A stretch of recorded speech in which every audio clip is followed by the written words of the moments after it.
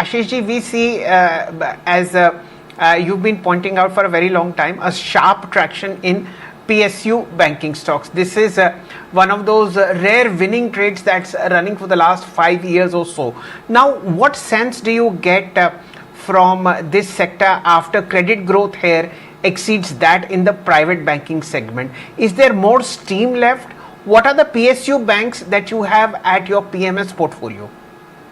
So very well said, Shelji. I think we should first look into a lot of these PSU banks from the operational parameters perspective. And if you look at from a credit growth perspective, PSU banks are showing very strong traction, and not just the corporate lending part, but if you look at the MSME or personal loans, we are seeing very good traction coming from a lot of these PSU banks, and some of them have also posted 13, 14, 15% kind of credit growth in this year. And if you look at from the quality perspective, if you look at the net NPA numbers or the slippage ratios, broadly they are in line with what your private peers are showing. So maybe the NIM of a good private banker could be maybe 50 to 100 basis point higher. But broadly, if you look at the operational parameters of a lot of these PSU banks are in comparison with their private peers. But if you look at from a valuation perspective, there is a very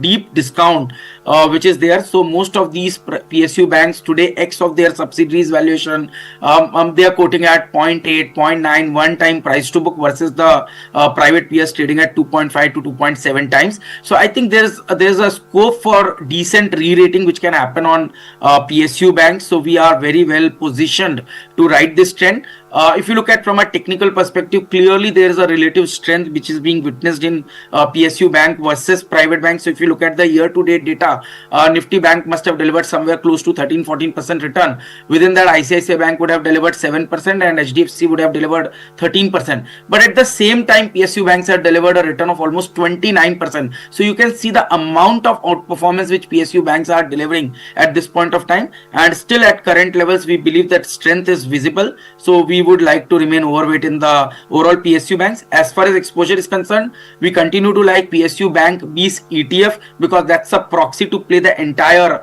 basket. But apart from that, SBI would be our top pick in the if one wants to take individual bet, then SBI X of subsidies is trading at a very reasonable valuation, and we believe that stock has a potential to move towards 1250, 1300 kind of levels in the medium term, purely looking into the short term to medium term data from a technical perspective as well.